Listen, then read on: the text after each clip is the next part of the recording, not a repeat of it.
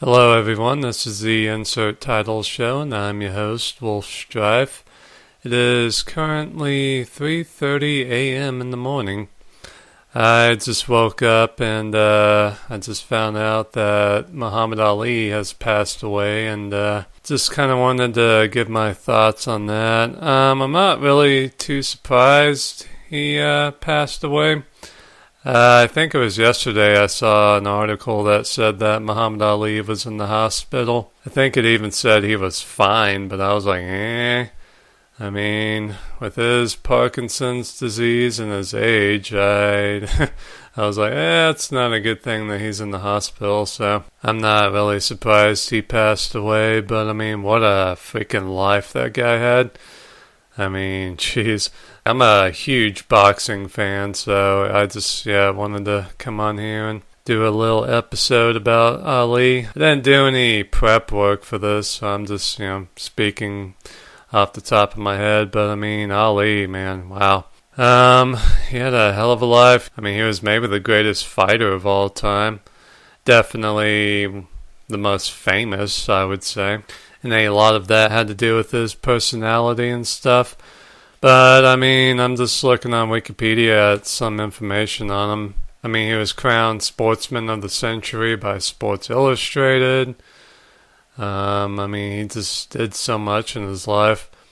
I mean, he won a gold medal at the 1960 Rome Olympics.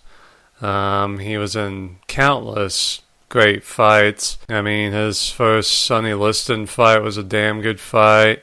And then the second fight, that was where that famous picture was taken. Even though I think Sonny Liston stayed down because he didn't want anything to do with fucking Ali that night. Yeah, he didn't want anything to do with Ali that night. So, yeah, he just stayed down after getting knocked down.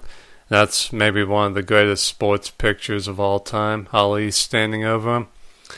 And, what else? Yeah, he was just in tons of great fights, and, his effect on American culture was huge. I mean, we still see it every day in sports, especially, the trash talking and all that stuff.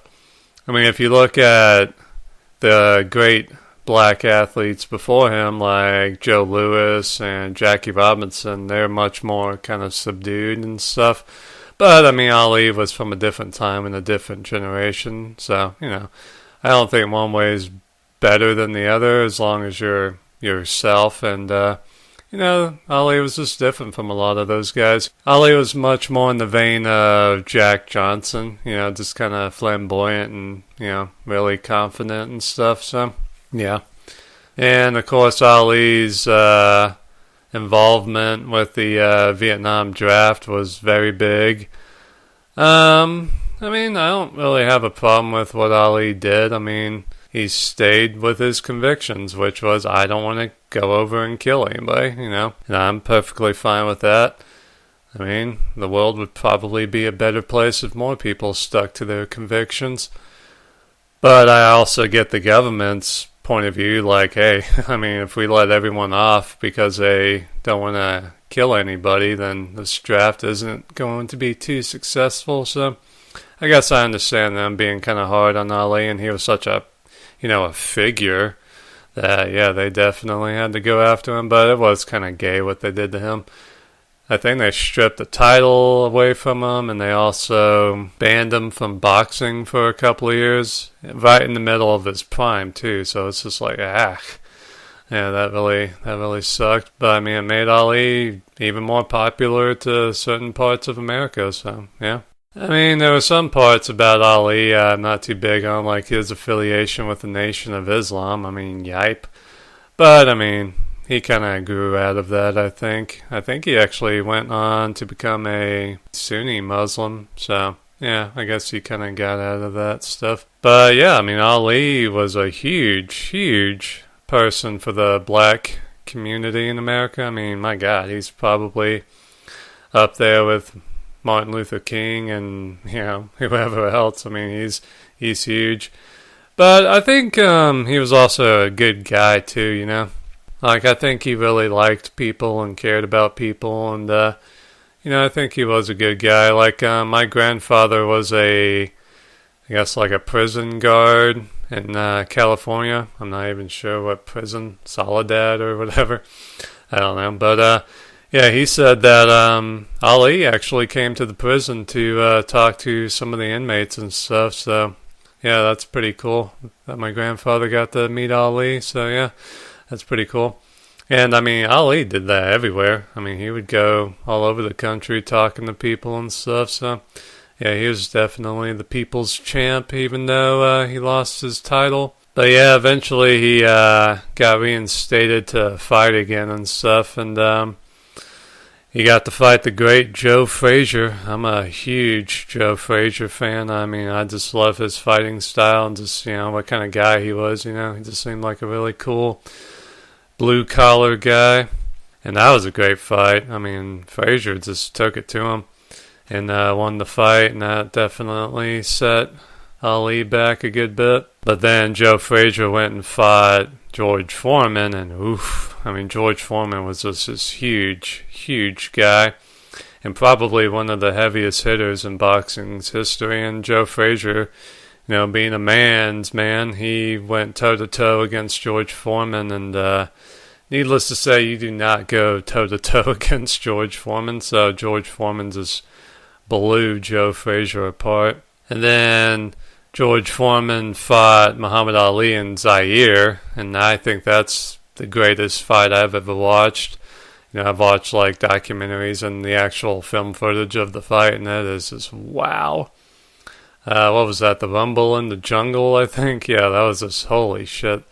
I mean, that was a crazy time, crazy environment. I think, I think they were actually, can't remember the dictator of Zaire at the time, but I think he was actually having people executed during the fight for like screwing up like the camera and lighting and stuff. So I mean, it was just a crazy, crazy environment. And it was just a great fight because at first Ali was trying to, dance around George Foreman like he would have done 5 years before, but it wasn't working. Foreman was just beating the hell out of Ali.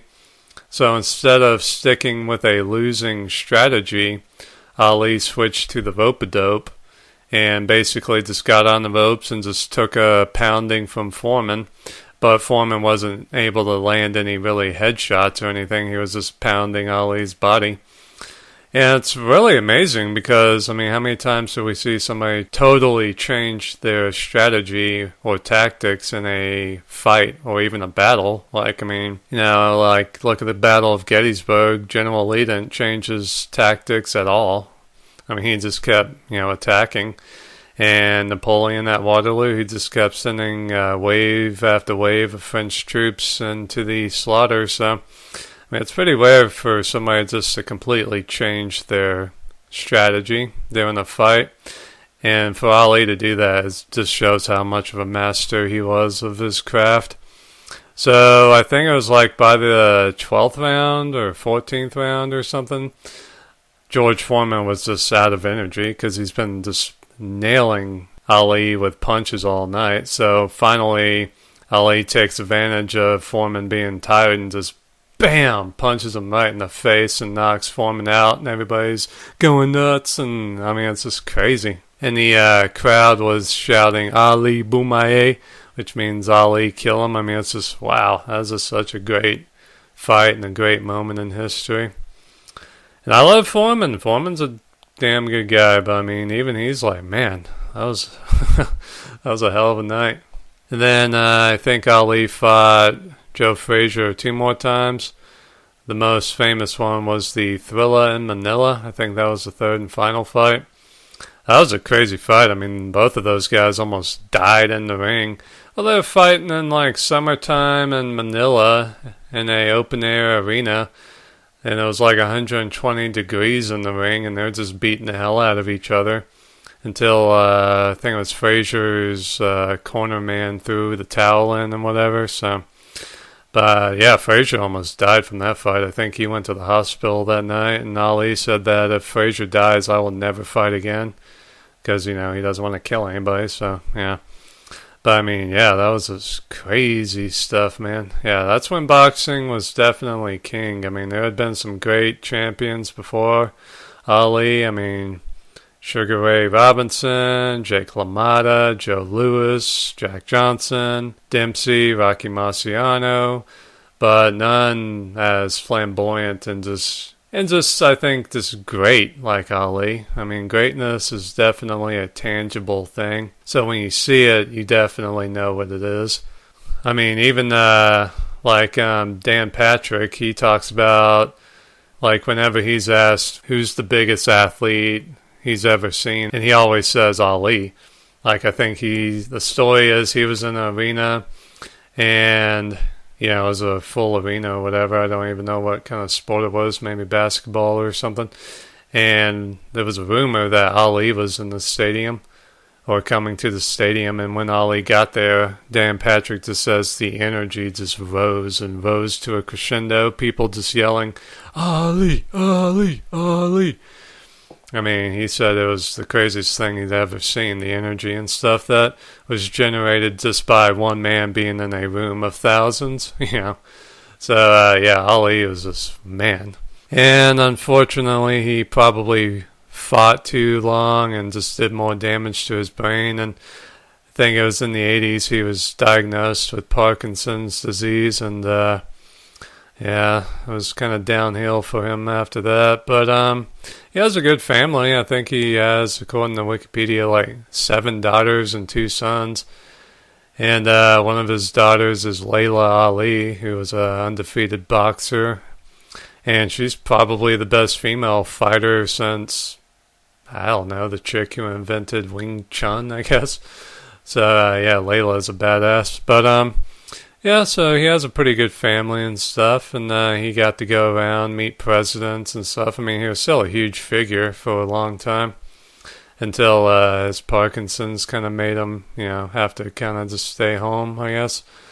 But I remember in 1996 when we had the Olympics in Atlanta, I guess I would have been 9 years old, and I'm watching the opening ceremony with my mom. And she's like trying to convey to me how big this moment is. I'm like, I don't know what the Olympics is. She's like, this is huge. You need to be watching this. I'm like, they'll be back next year. Yeah, I had no idea how big the Olympics were. But I remember when Muhammad Ali got to light the torch, even I knew that was a huge moment. I mean, screw the Olympics. There's Muhammad Ali. I mean, that was just an amazing moment. I mean, just wow. That was definitely, I think, one of the greatest moments of his life. So, yeah, I mean, just check out Ali. I mean, learn everything you can. I wouldn't mind checking out some of his books and stuff, and there's been hundreds of documentaries on him, a couple of movies. I think Michael Mann's Ali was pretty underrated. Yeah, pretty damn good movie. So yeah, I mean, just check him out. I mean, like I said, I didn't do any prep work for this. I just kind of did it off the top of my head and scrolled around Wikipedia and just, I mean, it's pretty easy to remember and see just how great this guy was. So I guess in short, rest in peace, Ali. You were one of the biggest men of the 20th century, so take it easy, dude.